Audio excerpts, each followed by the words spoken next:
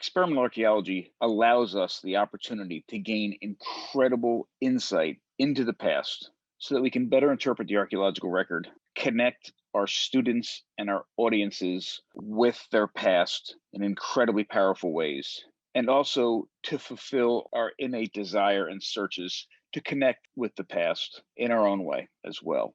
But there's also something incredibly powerful about experimental archaeology, a takeaway that we're only now beginning to realize the true power of. And that's in its ability to produce outcomes and solutions that are real, tangible, meaningful, and accessible, and even relevant to modern day and future life. This is something that I've spoken about and written about in the past. And this is something that's going to be the through line, the big takeaway message of this presentation as well. And as a result of that, I want to do something entirely different with this presentation. Instead of spending a lot of time talking about the background research and all the experimentation and end with a short conclusion, I'm going to turn that on its head. I'm going to spend a short period of time, the first third of this presentation, talking about the background research, and spend the second two-thirds of this presentation with the meaningful outcome part. In fact, in this case, it's going to look like, and it's actually going to be a cooking class, a cooking lesson. So let's get started. Toxic taters, how ethnography, experimental archaeology, and the modern kitchen can improve the safety of potatoes. The potato was first domesticated somewhere around 10,000 years ago in an area that encompasses parts of Bolivia and part of Peru. And what we do understand, and it's well known, is that the wild ancestors to potatoes and many of the early domesticated varieties of potatoes were incredibly toxic, toxic to a level that could cause incredible harm when ingested and even death. What is less well known is that the modern potato, the potatoes we can get at our grocery stores, still have many of those toxins in them. Now, they exist through domestication at lower levels, but these, in a number of different ways, these toxins can still cause us great harm. Some of them, like oxalates, can build up in our bodies over time and years later become very problematic to our health. Some of these toxins, like the glycoalkaloids, depending on how the potato is stored and how we consume it, can be still continue to be sickening and sometimes deadly. And some of these toxins, like lectins, are actually anti-nutrients that, believe it or not, rob our body from other nutrients we're trying to ingest for true health. So between the oxalates, the lectins, and the glycoalkaloids, we still have a very big problem with potatoes. And this becomes a bigger deal when we consume massive quantities of potatoes, like many of us do in the modern world today. So I engaged in ethnographic research, ethnoarchaeological research, and experimental archaeology research to better understand how traditional people still today, in the areas where the potato was first domesticated, continue to consume incredibly toxic heirloom varieties of potatoes, but process them before they consume them to make them as safe and nourishing as possible for their human bodies. To do this, I spent time in the Altiplano region of Bolivia with an Aymara family to learn how to process potatoes in two different ways. One, to make what we call chuno blanco and chuno negro, and another is to practice the ancient act of pasa, which is actually geophagy, where they would detoxify these potatoes by consuming them with clay at the same time they ate the potatoes, and the special clay would bind with toxins in the potatoes, rendering them safe and allowing them to derive nutrition from the potatoes, and the toxins would pass through their bodies. I also spent time in Peru, in the Andes of Peru, with a Quechua family that do something entirely different. They actually ferment the potatoes in in-ground pits to make a traditional dish called tocash. And that fermentation process would detoxify the potatoes. Again, many of these incredibly toxic potatoes render them safe and allow them to consume these potatoes without the ill effects of the toxins. And it is this latter example, the creation of tokash, or the fermentation of potatoes, which is what I brought into the kitchen to experiment with, to find ways that we can, in our modern kitchen, transform these incredibly toxic potatoes into into foods that many of us eat on a regular basis. And by doing so, use experimental archaeology to create this takeaway message that can have a real impact on our health and the health of our families. We are going to apply one of these traditional methods of detoxifying a potato and making it as nutrient available as possible in a way that you can do it in your own home kitchen. So here we are at the Eastern Shore Food Lab at Washington College, and I'm going to show you how to do this. So we're going to take any potato, and this is just a regular russet potato, typically used for making chips and fries and crisps. And the first thing we're going to do, like they do almost always in Central and South America when they eat potatoes, is we're going to peel it. A peel is where most or a majority of the toxins actually exist. And it makes sense because that peel is the barrier is a safety barrier between this incredibly important part of the plant and the outside world. And it's a barrier for fungus, it's a barrier for pests, it's a barrier for predators. So that is the actual battleground where much of the chemical warfare is taking place. As I'm peeling it, I'm making sure there's no green areas, which is an indicator of an incredibly high level of toxin. And then I'm also getting rid of any potential other problems that I see here, indicated by this dark spot. So peeling, and as I'm peeling, it's going directly into water so it doesn't start to oxidize. And then I'm going to take these potatoes when I'm all ready and turn them into whatever shape I need. By cutting them, I'm increasing the surface area, decreasing the mass, and the fermentation that they're going to go through can happen much more quickly than they would if they stayed whole. So in this case, I'm going to cut them into fries or chips depending on where you are in the world.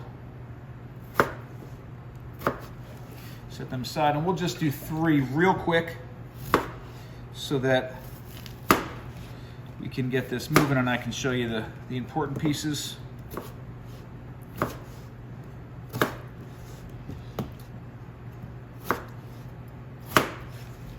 It's important to try to cut these as uniform as possible because so they take on the same rate of fermentation penetration, right? Because they're all the same size.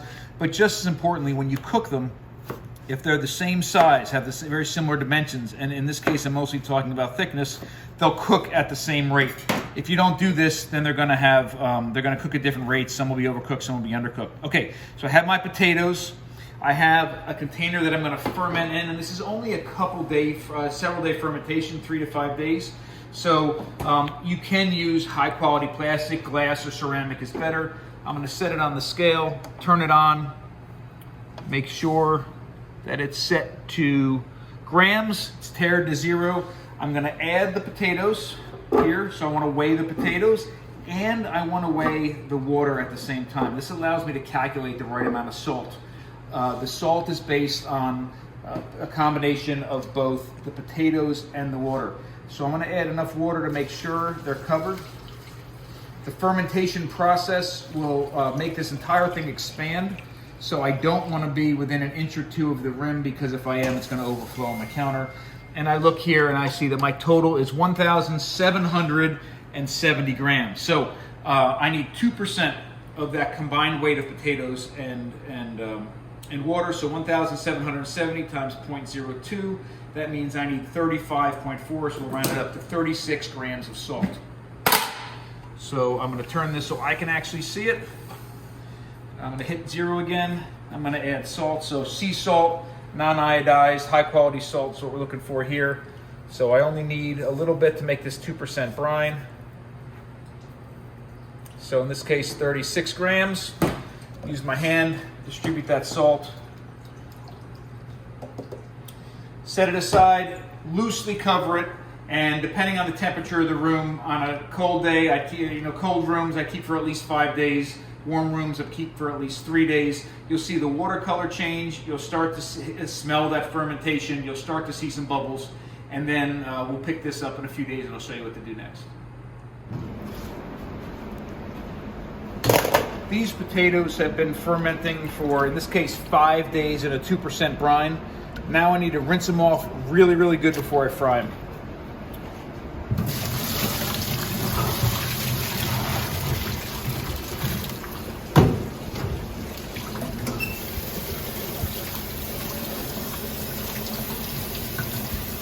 That wastewater is full of the toxins that we actually fermented out of these potatoes. So we need to not only strain these, but rinse them off as best we can.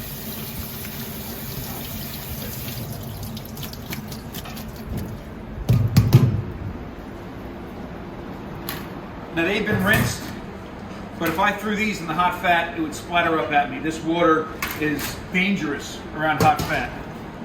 So I'm gonna just spread these out. I could let them air dry a little bit longer, but a towel's fine. Just a little bit. Get rid of some of this moisture off the top.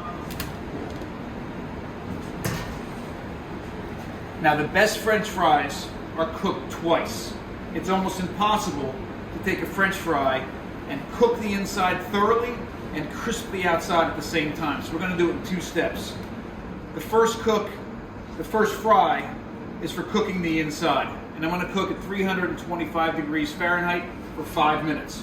Then we'll pull them out, cool them down, and then put them in at 375 for the final cook just to crisp them.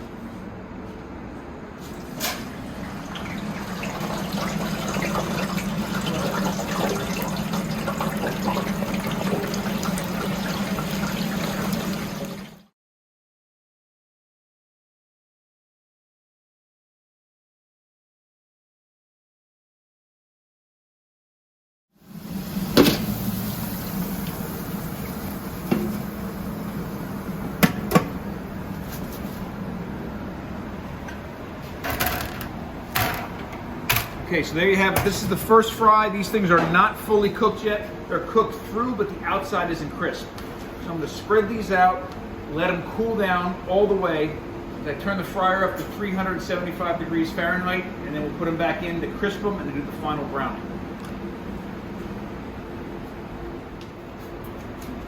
These fries have been through the first cook. They've been completely cooled down.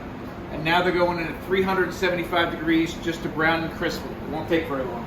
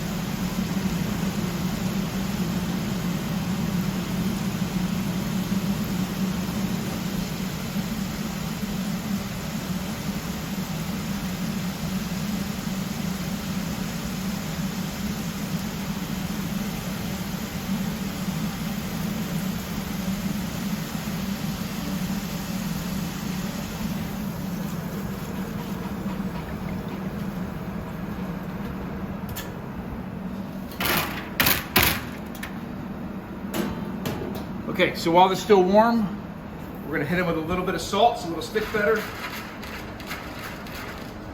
And there you have it. This is a lacto-fermented French fry, lacto-fermented chip. It is a completely different food than a French fry or a chip that you'd have somewhere else. Number one, it's been fermented, so it's been detoxified. Toxins like the glycoalkaloids have been neutralized or lessened through the fermentation process.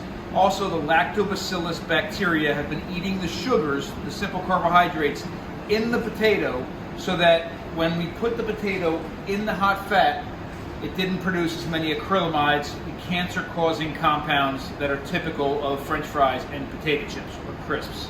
And finally, it's been transformed through the fermentation process, so this tastes different than a typical French fry. It has a slight lactic sourness, which is really pleasant, almost like a salt and vinegar chip.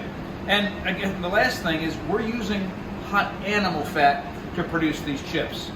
Marrow has been in the human diet for at least 3.4 million years. So almost 3.5 million years we've been eating saturated animal fat like marrow from animals. Vegetable oils, industrial nut and seed oils have been in our diets for just a little bit over 100 years. This is fried in tallow, completely different.